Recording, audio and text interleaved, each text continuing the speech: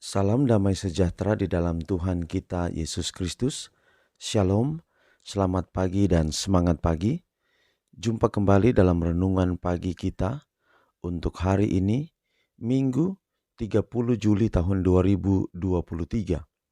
Dan pekabaran firman Tuhan kita dengan judul Malaikat Melayani Kebutuhan Manusia. Sebelum kita lanjutkan, mari berdoa. Bapa di surga, terima kasih atas semua kebaikan-Mu di dalam kehidupan kami hingga di pagi hari ini. Kami akan mendengarkan pekabaran firman Tuhan, biarlah firman-Mu boleh menjadi berkat di dalam kehidupan kami. Terpujilah nama Tuhan, di dalam nama anak-Mu Yesus Kristus, kami persembahkan doa ini. Amin. Sekali lagi pekabaran firman Tuhan kita di pagi ini dengan judul Malaikat Melayani Kebutuhan Manusia. Ibrani 1 ayat 14, bukankah mereka semua adalah roh-roh yang melayani, yang diutus untuk melayani mereka yang harus memperoleh keselamatan? Sekali lagi Ibrani 1 ayat 14, bukankah mereka semua adalah roh-roh yang melayani, yang diutus untuk melayani mereka yang harus memperoleh keselamatan?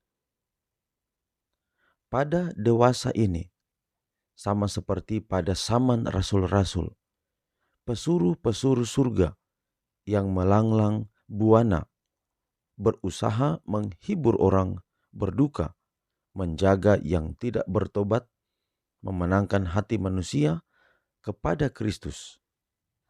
Kita tidak dapat melihat mereka secara pribadi. Meskipun demikian, mereka ada dengan kita, memimpin, menunjuk, dan menjaga. Surga dibawa lebih dekat ke dunia ini oleh tangga mistik yang dasarnya ditanamkan dengan teguh di atas dunia, sementara puncaknya mencapai ke tahta ilahi. Malaikat-malaikat selalu naik dan turun tangga yang gemerlapan ini, membawa doa-doa orang yang berkekurangan dan yang susah kepada Bapa di atas, dan membawa berkat serta pengharapan, keberanian, dan pertolongan kepada anak-anak manusia. Malaikat-malaikat terang ini menciptakan suasana surga ke atas jiwa, mengangkat kita terhadap yang tidak kelihatan dan kekal. Kita tidak dapat melihat wajah mereka dalam pemandangan kita yang biasa. Hanya oleh khayal rohani kita dapat melihat perkara-perkara surga. Telinga rohani saja yang dapat mendengar keselarasan suara surga. Kita perlu mengerti lebih baik daripada apa yang kita sadari tentang tugas malaikat-malaikat itu. Adalah baik untuk mengingat bahwa setiap anak Allah mempunyai kerjasama dengan makhluk-makhluk yang suci, tentara, terang, dan kuasa yang tidak kelihatan mengunjungi orang-orang miskin dan rendah yang percaya dan menuntut janji-janji Allah. Kerubim dan serafim dan malaikat-malaikat yang unggul dalam kekuatan berdiri pada tangan kanan Allah. Mereka semua adalah roh-roh yang melayani, yang diutus untuk melayani mereka yang harus memperoleh keselamatan.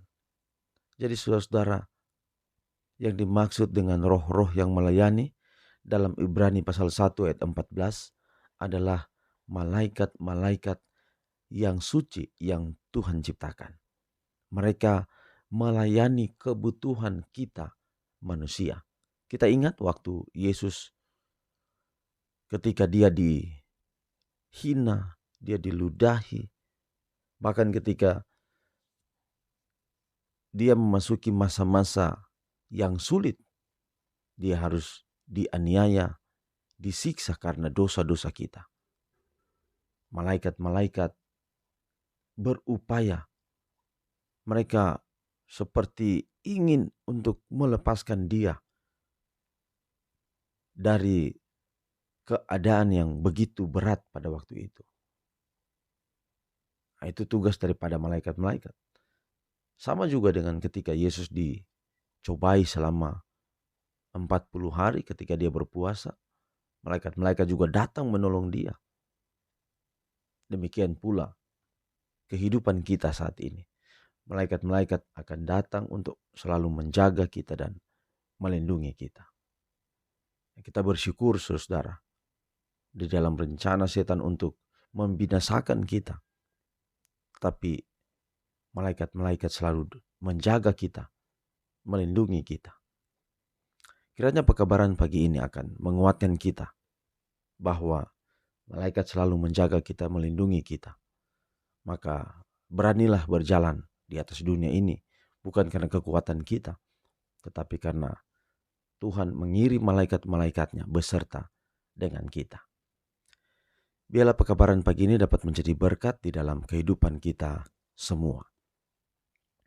Mari kita akhiri dalam doa, mari berdoa. Bapa, terima kasih Tuhan untuk kasih-Mu. Terima kasih untuk pekabaran firman-Mu yang boleh kami dengar pagi ini. Biarlah dapat jadi berkat dalam hidup kami, memberikan kami kekuatan. Bahwa Tuhan tidak pernah meninggalkan kami, karena malaikat-malaikat-Mu Engkau utus untuk selalu beserta kami. Peliharalah kami sepanjang hari ini, di hari pertama minggu pekerjaan. Di setiap tugas tanggung jawab kami, Tuhan pelihara kami dan berkati kami. Berikan kami selalu keberhasilan dari setiap rencana hidup kami. Terpujilah nama Tuhan. Dalam nama Anak-Mu Yesus Kristus kami persembahkan doa ini. Amin. Demikianlah pekabaran pagi ini. Sampai jumpa besok. Tuhan memberkati kita semua. Shalom.